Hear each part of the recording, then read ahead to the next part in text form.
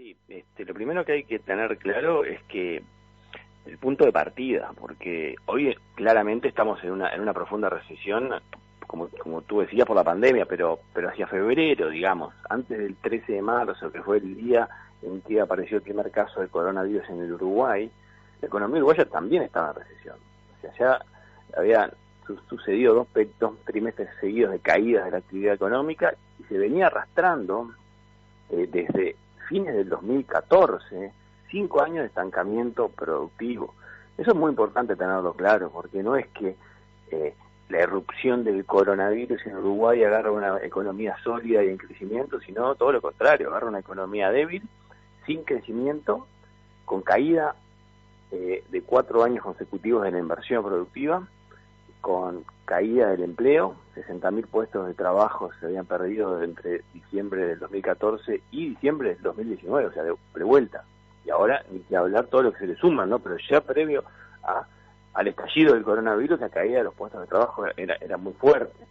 En otras palabras, aquí quiero decir que el punto de partida importa mucho, porque cuando hablamos de la potencial recuperación, de ahí los oyentes habrán escuchado hablar de la B corta, la U, la forma de la letra que va a tener la recuperación de la actividad. Bueno, y ahí lo primero que a mí se me viene en la cabeza es, bueno, imaginemos el mejor escenario, ¿no? Una recuperación de una B corta que rebota como una pelota de ping-pong y vuelve al mismo lugar donde estábamos, cuando se abren las cortinas de la economía después del coronavirus, porque muchos fueron obligados a cerrar por aspectos obviamente sanitarios, aquellos que vuelven a abrir, imagínense el local comercial que abre la cortina metálica, cuando va a mirar lo que hay adentro, lo que era previo al coronavirus era recesión, o sea, era una economía que estaba cayendo. Por lo tanto, ahí es donde entra la clave para pensar en la recuperación y en la salida. Ahí es donde hay que estar parados y saber que si no hacemos nada, si no se procesan reformas profundas en la economía del Uruguay, en los incentivos para que haya de vuelta inversión en el país, la recuperación, en el mejor de los casos, nos va a dejar en un punto recesivo como estábamos antes. Obviamente va a haber un rebote, porque cuando el movimiento está volviendo, la actividad vuelve, ¿no? Pero cuidado que haya movimiento en las calles, que se vuelvan a ver los autos que estaban previo al coronavirus circulando, no quiere decir que se genere nuevo PBI o nuevo crecimiento económico. Ahí entra lo que yo le llamo una agenda pro crecimiento de reformas que el país tiene por delante para empezar de forma urgente ya a impulsar, y es lo que nos va a permitir capitalizar algo que hemos ganado en estos meses, es una realidad. Uruguay se ha generado una reputación internacional única. Nosotros que leemos permanentemente la prensa internacional, obviamente nos han llegado a todos los titulares de distintos medios del mundo, ¿no? Desde Suiza, Alemania, Estados Unidos, pero yo siempre tomo como referencia el Financial Times, que es un diario financiero internacional que leen mucho los inversores internacionales. Yo hace tiempo que tengo la costumbre de leerlo todos los días, y hacía muchos años que no se hablaba tanto del Uruguay. Generalmente no se habla, pueden pasar años que ni se menciona el Uruguay, porque obviamente es un país chico que no está en el centro global de las inversiones, ¿no? Y ahora, le diría que en el último mes, por el manejo que estamos teniendo de la crisis sanitaria, Uruguay está apareciendo, aparece Nueva Zelanda, aparece Uruguay como ejemplos de buen manejo de la crisis del coronavirus desde el punto de vista sanitario. Te diría que la última vez que yo leía tan seguido la palabra Uruguay en el Financial Times era en la época de la legalización de la marihuana de Mujica. O sea, de aquellos años que no se hablaba de Uruguay, obviamente por razones totalmente distintas, pero bueno, era algo raro, algo muy novedoso, que el país a nivel global legalizaba el consumo de drogas, y estaríamos en la prensa internacional. Ahora estamos saliendo por el excelente manejo, los bajos casos que hoy tenemos, que es una conjunción de factores, ¿no? Porque obviamente está aplicado por un manejo del actual gobierno, diría yo, excelente, que se apalanca, o sea, que se apoya sobre condiciones históricas de nuestro país, un sistema de salud generalizado, emergencias móviles que llegan a todos los puntos del país, casi todos, y que ha evitado que se congestionen inicialmente los hospitales, una serie de factores que son una acumulación histórica del Uruguay con un manejo brillante de este gobierno en materia comunicacional al principio, que ha logrado que la población se alinee voluntariamente a tomar medidas inicialmente de cuarentena, de voluntario, de aislamiento social, y que el día de hoy es normal ver por la calle la gente y en los lugares donde hay movimiento usando los tapabocas, algo que era obviamente inimaginable hace unos meses atrás, cuando veíamos por la televisión a los chinos con tapabocas, la mayoría de la gente se reía. Eso es lo que pasaba. Hoy lo vemos como algo natural ya dentro de la cultura de los uruguayos que lo han adaptado de forma natural para protegerse y proteger al resto de la gente de potencial contagio. Entonces, esto ha dado una oportunidad muy grande para el país. Muy grande porque los inversores internacionales buscan muchas veces seguridad, buscan lugares confiables. Hay mucha gente que quiere vivir en Uruguay, esa es la realidad. Lo estamos viendo permanentemente de Argentina, pero también de otros puntos del mundo. Nosotros nos han consultado varias veces.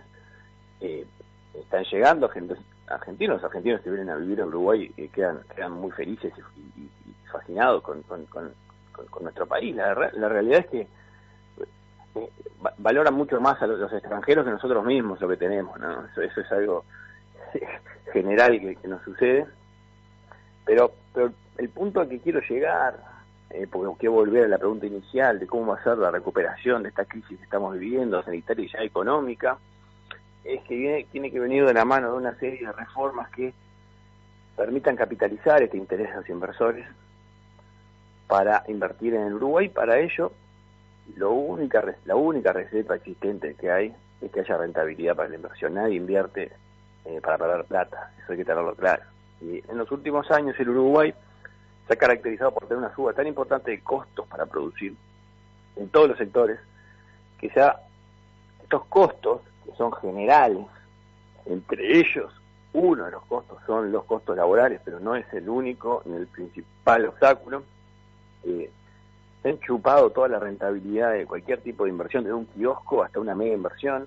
La prueba está que la única inversión grande que estamos viendo, que es la segunda planta de UPM, está al amparo de un acuerdo especial que obviamente le da beneficios que le hacen rentable, ¿no? Porque en condiciones normales no se concretaba esa inversión. El resto de los mortales no tienen esas condiciones y obviamente invertir en Uruguay se hace muy poco atractivo en estas condiciones.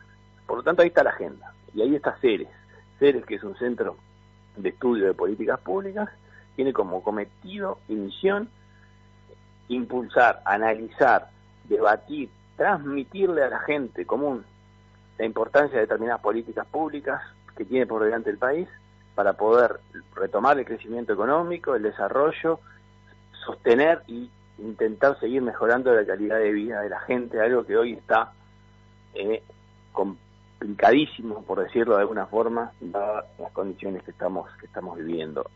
Ceres tiene una misión central que es la comunicación con la gente para que entienda. Hoy la gente está con su trabajo, los que tienen, los que no tienen con menores preocupaciones, abrumados en este momento, no tienen la capacidad, el tiempo necesario para analizar, poder entender aquello que se tiene que discutir a nivel del sistema político, de reformas por delante que tiene el país. El trabajo de Ceres es analizarlas, digerirlas y dárselas servidas para que la gente las pueda entender y tomar posición al respecto y influir, porque al fin y al cabo, en democracias plenas como la uruguaya, de hecho, sea de paso, somos los únicos en toda América Latina clasificados internacionalmente como democracia plena, este tipo de instituciones que analizan políticas públicas y ayudan a la ciudadanía a empoderarse de la relevancia que tiene participar y saber de qué se está hablando, y no mirarla de costado y de pasar las discusiones entre las élites políticas de un lado y del otro, que se tiren dardos. La gente acá es el garante final del sistema democrático, es el que tiene que poder tomar una posición, saber de qué está hablando y saber la importancia que tienen para el país el tipo de reformas que tenemos por delante.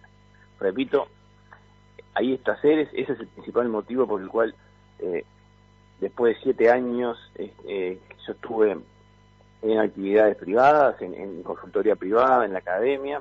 Ahora vuelvo a tomar el timón de la dirección, motivado por este momento del país, en el cual desde la independencia política, de los partidos políticos, pero no de la independencia de la cosa pública, del interés por los temas políticos, sino todo lo contrario. Esa es la propia misión de Ceres, poder contribuir a que la gente pueda tener información más procesada, de mejor calidad, y levantar el nivel del debate. Todos pensamos, y bueno, y la gran pregunta es, a ver, usted nos dice de que veríamos ya en una economía estancada, con dificultades para la inversión, con altos costos en el país, o sea, un panorama que no era el mejor, con cierta estabilidad sí, pero que no era el mejor, por ponerle una fecha a la asunción de este nuevo gobierno. Ahora, con la pandemia arriba, con los altos costos que ha significado de inversión, toda esta situación especial que lógicamente alguien tiene que pagar, y el país va a tener que pagar más acá o más allá, porque nada es regalado, ¿no? Bueno, con esta mochila arriba, la recuperación del país, ¿cómo se encamina, y especialmente cómo se hace para bajar costos en un momento donde la mochila del Estado precisamente se ha venido engrosando por esta situación? Sí, lo primero que hay que tener claro es que hay que descartar de plano que estos nuevos costos que se están generando asociados al coronavirus se deban pagar con impuestos, ¿no? Eso es lo primero que hay que destacar. Eso sería abortar cualquier posibilidad de recuperación de la inversión.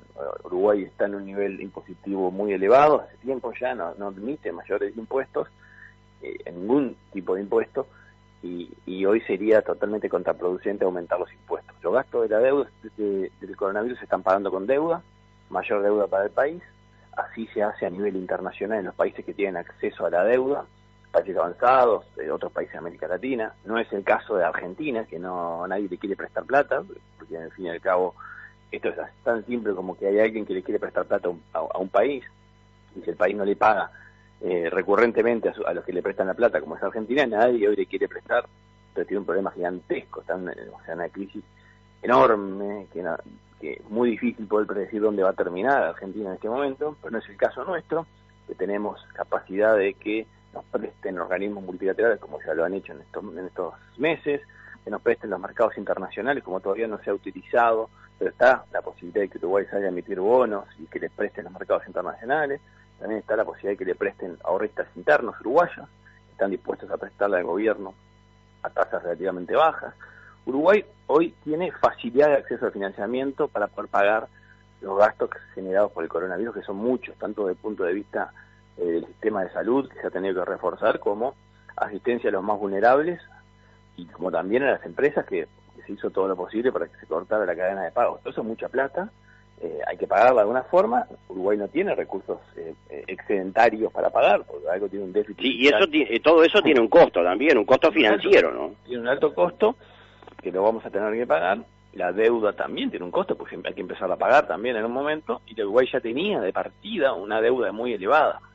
Eso también es un condicionamiento, porque hay mucha gente que plantea que el gobierno debería gastar más, pero el gobierno es consciente, y tenemos que estar todos conscientes, que Uruguay parte en febrero con un nivel de deuda de 65% del PBI, que a nivel comparado internacional es un nivel bastante más alto que el que tienen países con calificación de riesgo, de pago de deuda similar, que tienen grado inversor, como Uruguay. Es una marca muy valiosa de tener a nivel internacional, eso que te da una calificadora de riesgo, te dice usted es un país confiable al que se le puede prestar plata. Bueno, si uno se fija en los otros países que están en el mismo grado de Uruguay, tienen la misma nota, nosotros estamos una deuda bastante más alta que el resto. Entonces ya estamos condicionados para si bien nos prestan, tampoco tenemos capacidad ilimitada de pedir prestado, porque en un momento, si esto sigue así, y si no se hace nada, en breve, en pocos años, se va a volver tan grande la deuda que se va a hacer difícil de poder pagar. ¿Qué quiere decir eso? Que si no se hace nada, si la economía no vuelve a crecer, si el déficit no se frena, que va a crecer este año en vez de caer, y debería caer, de acuerdo a lo planteado inicialmente por el gobierno y en la campaña electoral, pero obviamente tenemos un año especial, pero ya a partir del año que viene, si el déficit no empieza a caer, si el gasto público no empieza a ajustarse, vamos a estar enfrentándonos en los próximos años en una situación de una deuda que crece muchísimo, muchísimo, y que va a poner en jaque al gobierno porque no va a alcanzar los recursos para pagar las jubilaciones, para pagar los salarios públicos, para pagar los gastos de funcionamiento o pagar las amortizaciones de la deuda. Y eso es a lo que hay que evitar llegar. Y eso es lo que las calificadoras de riesgo están mirando y miran y van a preguntarnos cómo va a hacer usted, Uruguay, para pagar la deuda si no hace nada. Y ahí es donde entra la urgencia de una agenda de reformas para impulsar el crecimiento, más allá de también, en paralelo, ya a partir del presupuesto que ingresa al Parlamento en agosto, presupuesto quinquenal, de un recorte importante de gastos en distintos lugares del Estado. Son las dos cosas que se necesitan, en paralelo, menos gastos y que la economía empiece a crecer impulsada por la inversión, que hace tiempo que se está yendo. Entonces usted mira, bueno, ¿cómo se hacen las dos cosas, no? O sea, es la siguiente pregunta natural. Bueno, lo primero que hay que tener claro es que son dos tareas complicadísimas, ¿no? Es un trabajo titánico el que tiene por delante el Uruguay. El recorte, el gasto es un trabajo de microcirujano, diría yo. Hay que ir detalle a detalle, rubro por rubro, inciso por inciso. En otra parte, si fuera un trabajo de un pintor, hay que rasquetear las paredes de todas las oficinas, sacando todas las capas de pintura que fueron quedando históricamente una arriba de la otra, para que les dé una imagen clara. Y eso hay que hacerlo en cada una de las oficinas del Estado, rasquetear las paredes. Y vieron cuando uno empieza a rasquetear la pared y se encuentra que estaba pintado un color, y después arriba otro color, y arriba hay otro color, y arriba otro color, hasta llegar a sacar todas las capas.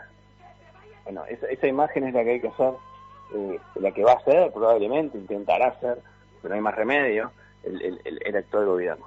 Ahora, todo eso lleva a un nivel de conflictividad, porque cada una de esas capas, por decirlo de alguna forma, que en muchos casos afecta especialmente a actividades y función pública y demás, con gremios fuertes, especialmente en el tema estatal, en el ámbito estatal, lleva a mover estructuras que muchas veces son difíciles de poder consolidar esos cambios, precisamente por el peso que tienen especialmente los gremios a nivel del Estado. Así es, correcto, es así, es complejísimo, pero no hay más remedio. Las circunstancias nos llevan a que sea el único camino posible, por lo tanto, ahí estará la habilidad de negociación, de diálogo, de convencimiento que pueda tener el Ejecutivo para llevar adelante este proceso, que obviamente va a ser muy complejo. Estamos en un proceso muy complejo, pero como sociedad tenemos que ser conscientes que no hay alternativas. No es que se está haciendo porque esto sea algo que le gusta a alguien hacerlo, sino porque no hay más remedio. Cuando uno se aprieta el cinturón, es porque no tiene más remedio.